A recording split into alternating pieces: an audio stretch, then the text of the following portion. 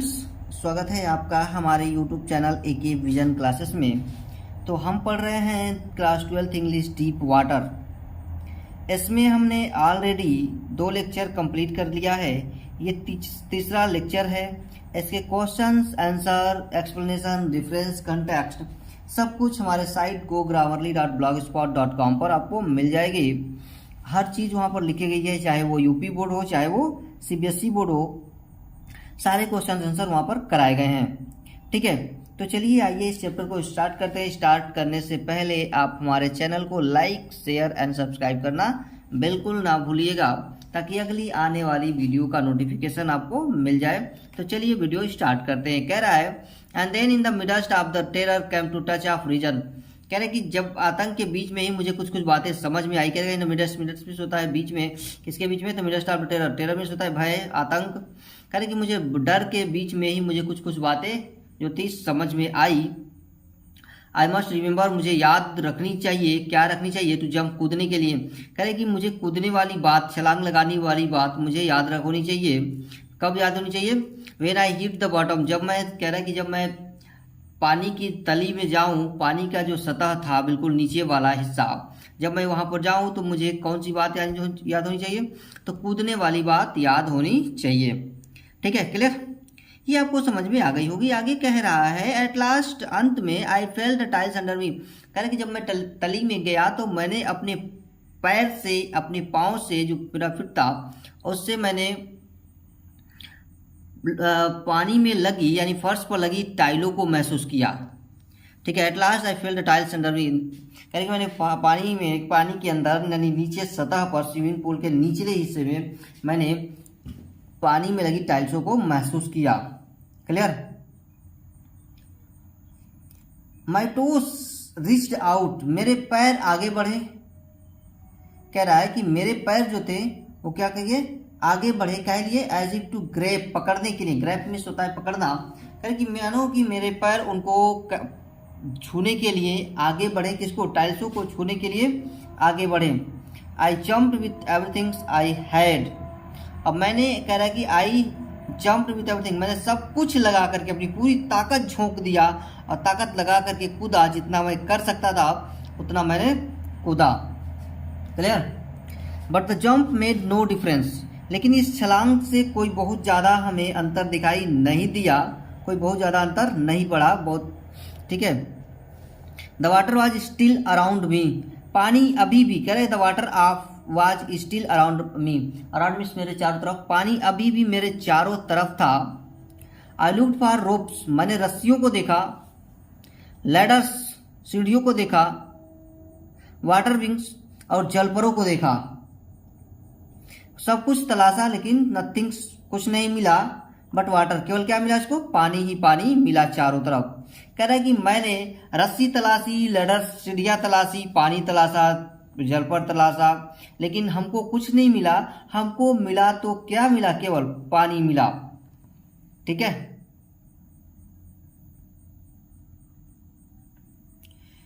तो ये चीजें आपको समझ में आ गई होगी। कहीं से कोई डाउट हो तो बताइएगा, हम पूरा आपको समझाने का प्रयास करेंगे पूरा। ये कह रहा है कि a mass of yellow water, mass of yellow water means होता है पीले पानी। ठीक है, जो पानी था वो पानी का पीलापन जो भाग था वो मुझे चारों तरफ से क्या कर लेता है? मैंने पकड़ रखा था, घेर रखा था। कह रहा कि स्टार्क टेरर, शुद्ध भय। स्टार्क टेरर में होता है शुद्ध भय। शुद्ध भय का मतलब एकदम से डर गया वो था वो। तो can ever deeper hold me on me, मुझे बिल्कुल डीपर का मतलब एकदम गहराइयों से जाकर के उसे डर ने जकड़ लिया था। एकदम उसके रोम रोम में डर घुस गया था। Like great charge of electricity, जैसे मान लीजिए कि कोई बिजली का एक बड़ा सा हिस्सा उसके बॉडी में क्या कर दी गई है? लगा दी गई हो। बिजली का एक बड़ा सा चार्ज उसके बॉडी में क्या कर दी गई हो? लगा दी गई हो। वैसे ही डर उसके पूरी बॉडी में घुस गया था। आई सुक एंड ट्रेम्बल्स, सुक मिस होता है हिलना। करे कि आई सुक, मैं हिला, एंड ट्रेम्बल और कांपा, विथ फ्राइट, डर से। करे कि मैं डर से बहुत ज़्यादा हिल और कांप रहा था पानी के अंदर, बट मैं निकल नहीं पा रहा था, है ना। My arms would not move, मेरे हाथ बिल्कुल हिल नहीं रहे थे, बिल्कुल जड़ गए थे, एकदम जकड़ गए थे। My legs would not move, मेरे पैर भी नहीं हिल रहे थे। I try to call for help, मैंने किसी को सहायता के लिए बुलाने का प्रयास किया। कह रहे कि मैंने सहायता के लिए बुलाने का प्रयास किया, आवाज़ लगाई। टू कॉल फॉर मदर, किसको? अपनी माँ को आवाज़ देना चाहा वो, बट नथिंग हैपन, लेकिन कुछ नहीं हुआ। ठीक है, जब उसने आवाज़ लगाई किसी को सहायता के लिए तो यहाँ पर कुछ भी ऐसा हुआ नहीं कि कोई आए और उसकी सहायता कर जाए। क्लियर? तो ये पैराग्राफ आपको समझ में आ गया होगा। कहीं से इस पैराग्राफ में कोई मीनिंग्स या डाउट हो तो हमें कमेंट में अवश्य लिखेगा।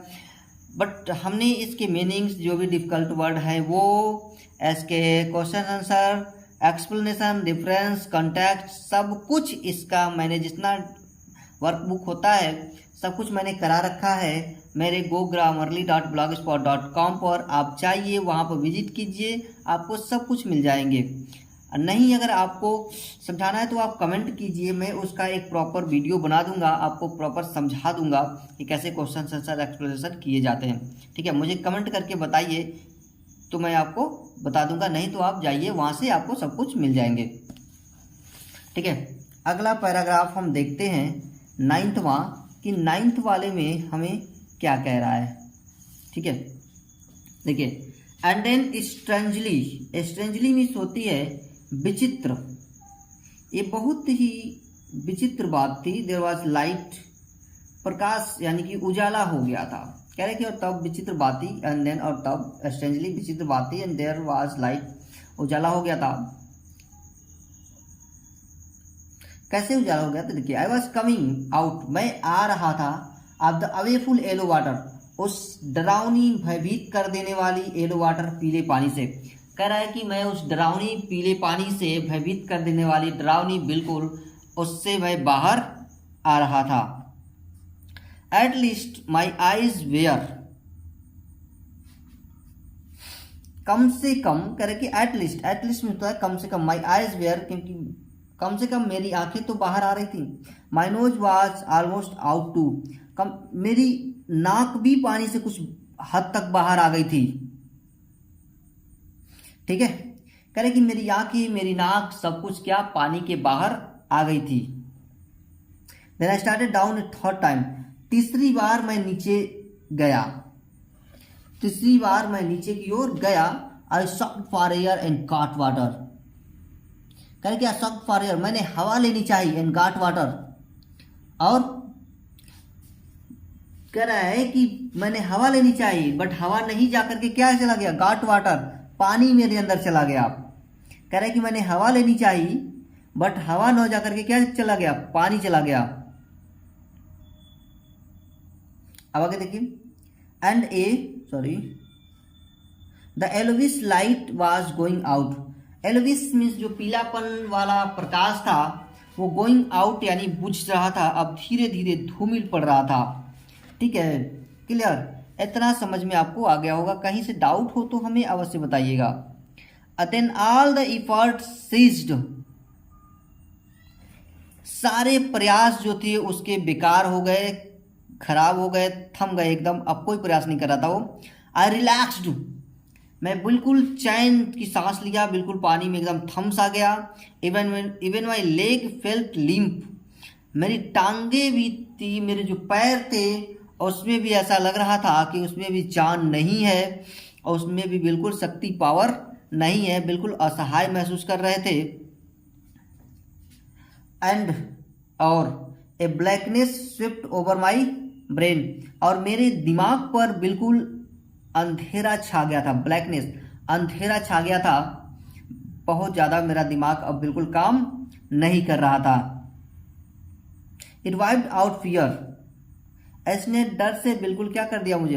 आउट फियर माने डर को भगा दिया, यानी कि छुटकारा दिला दिया था। इट वाइप आउट टेरर, डर से इसने क्या किया? मुझे आतंक को मिटा दिया।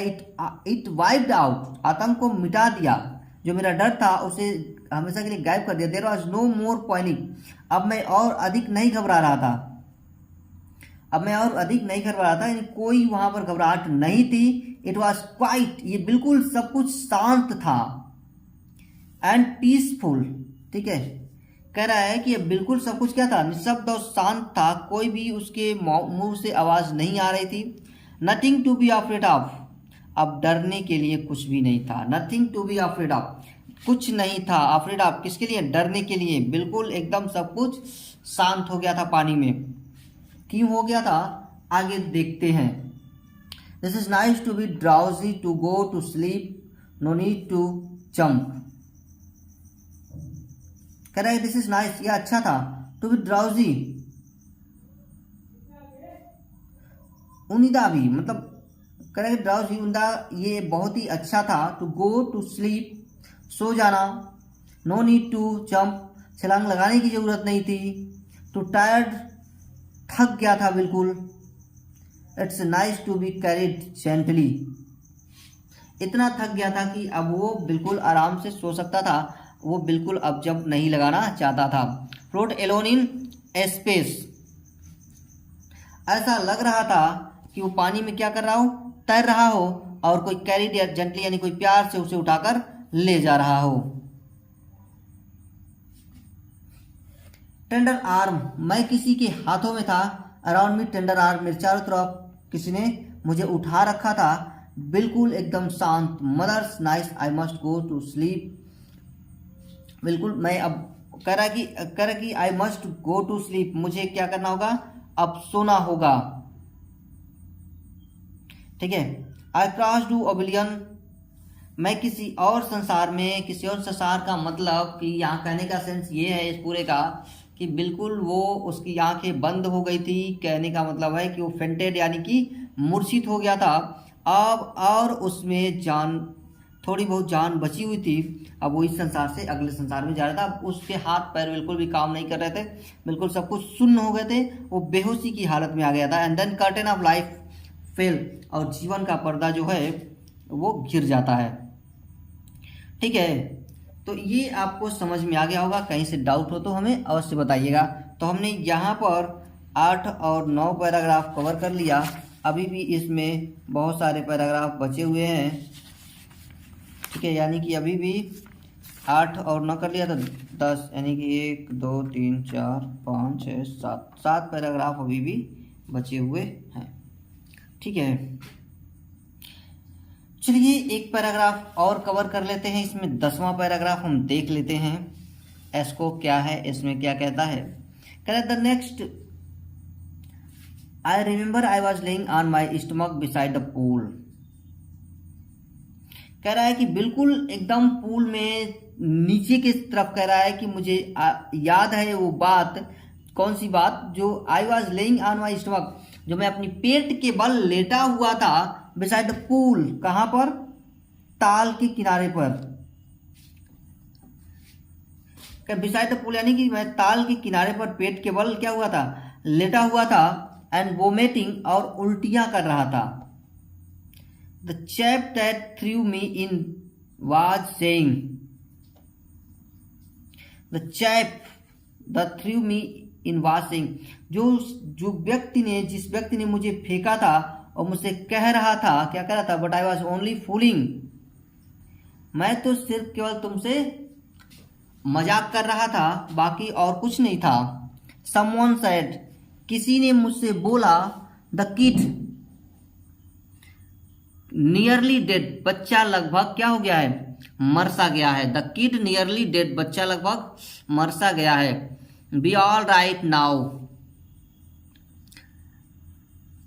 कह रहा है कि be all right now let's carry him to the locker room. कह रहे कि अब शांत हो जाइए, अब आप क्या हो जाए, शांत हो जाओ, ऐसे लॉकर रूम में लेकर के चलो। क्लियर।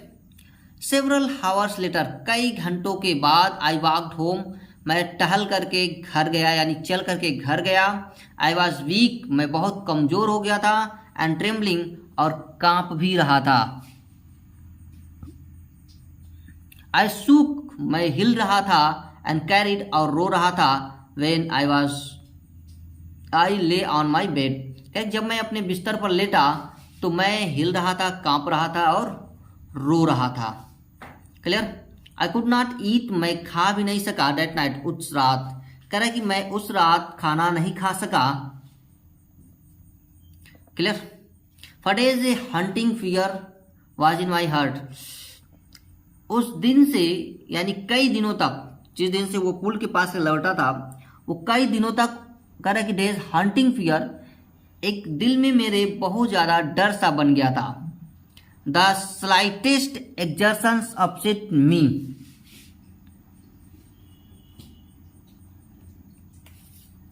कह रहा है कि द स्लाइटेस्ट मीन्स होता है थोड़ा सा, एक्सर्शंस अपसेट मी, कह रहा है कि थोड़ा सा ही मैं अगर जोर लगाता था तो मैं बहुत ज़्यादा परेशान हो जाता था, बहुत ज़्यादा हैरान हो जाता था। Making me wobbly in the knees and the sick to my stomach.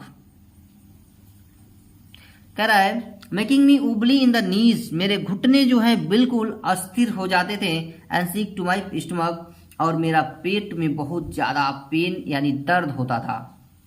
Clear.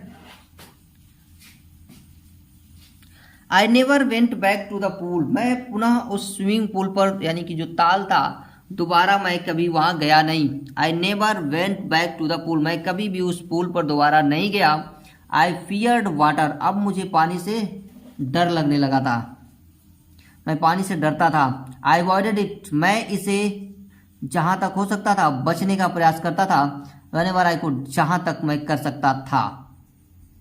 ठीक है। ए फ्यू ईयर्स लेटर, कुछ सालों के बाद, when I came to know the waters of the cascade, मैं जब आया वहां तो मैंने झरने के पानी को वहां पर देखा।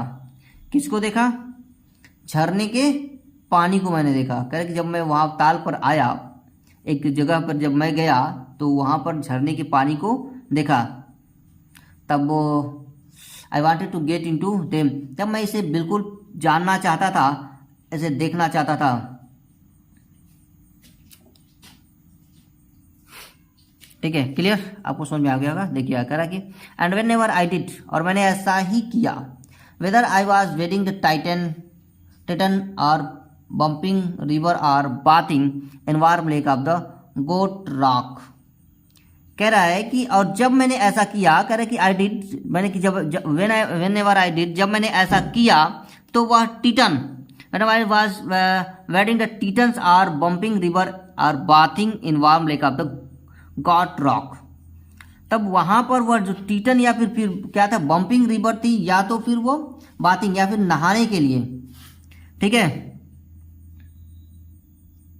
नहाने के लिए इन वार्म रॉक, उस गर्म झील में क्या करना हो, उसको नहाना हो, तो गॉट रॉक, उस got rock means got rocks की गर्म झील, कह रहे हैं कि बाथिंग गॉट रॉक, उस गॉट वार्म की गर्म झील में हमको जब नहाना हो, the terror had sized me in the pool, तो जो आतंक, जो डर मुझे उस ताल में घेरता था, वही वहां भी मुझे क्या कर लेता था, उठ कम बैक, पुनः वापस आ जाता था।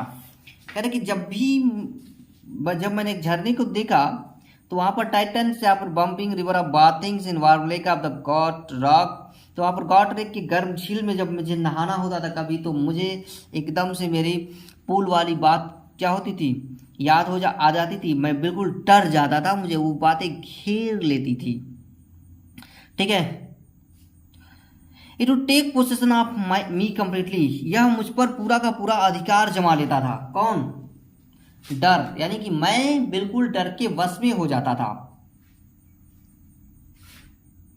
माई लेग्स वुड बिकम पैरालाइज्ड, मेरा जो पैर होता था वो बिल्कुल एकदम शून्य हो जाता था। शून्य का मतलब पैरालाइज यानी कि लकवा मार जाता था, वो काम नहीं करता था।